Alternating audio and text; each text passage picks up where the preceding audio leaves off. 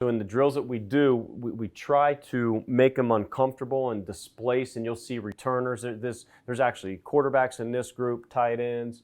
There's returners that we will take from the defensive side to go through the drills. But we are trying to have displacement, put them in uncomfortable positions, keeping the wrist above the elbow and closing the back door with the elbow, pushing the elbow to the belly button.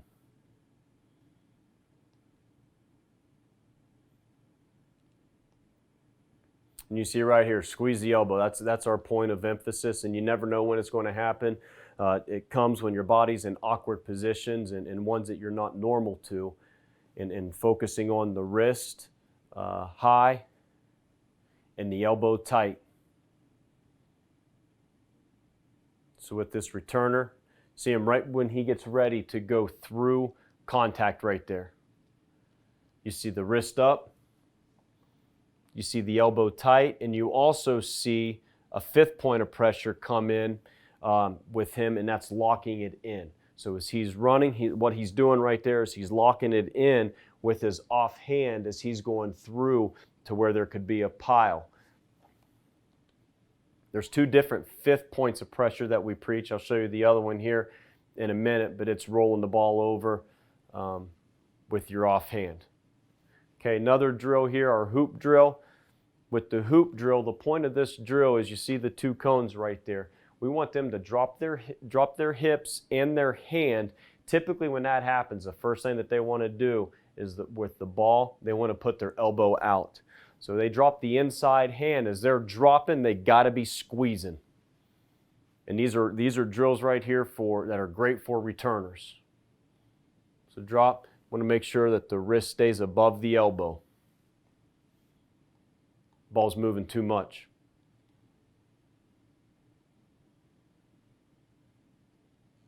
Good.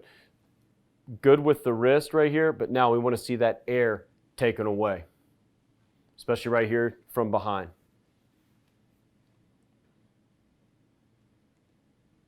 Wrist up, squeeze the elbow, close the back door. Should be closing the back door right here.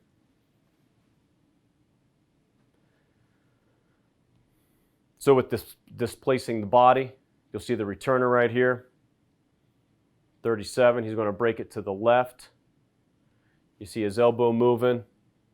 And I get that, there's going to be some of that, but right here, he is in the air with that ball out from his body and his elbow out from the body. That is where the wrist has got to stay above the elbow, and the elbow's got to stay tight to the belly button right there, closing the back door. Great effort, but we got to make sure we're taking care of the ball.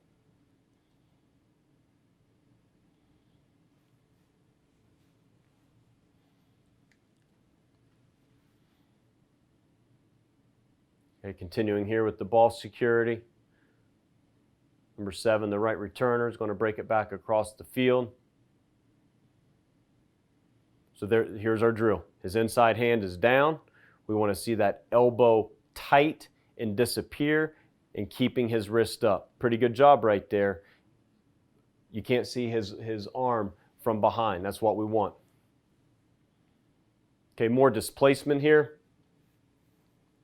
With our seat rolls, they're down, yet that's fine. They can catch themselves, but they need to keep the wrist above their elbow and push the elbow to the belly button. Pretty good job by this group right here.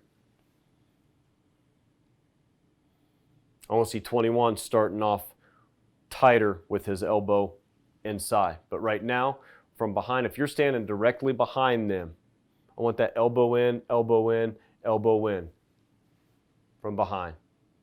And getting up, they should not be dropping the wrist.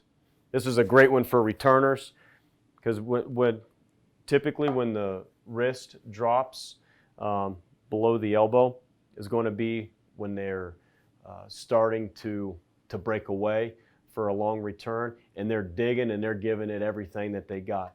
And one thing we preach is the one that makes you fumble is the one that you don't see. Typically that's coming from behind in that situation, but what we're trying to do is we're trying to we're controlling the distance that they're going and the workload that they're doing right here, but we're giving resistance, so they're digging. And as they're digging, we want to see that elbow against the ribs, push into the belly button, and the wrist high.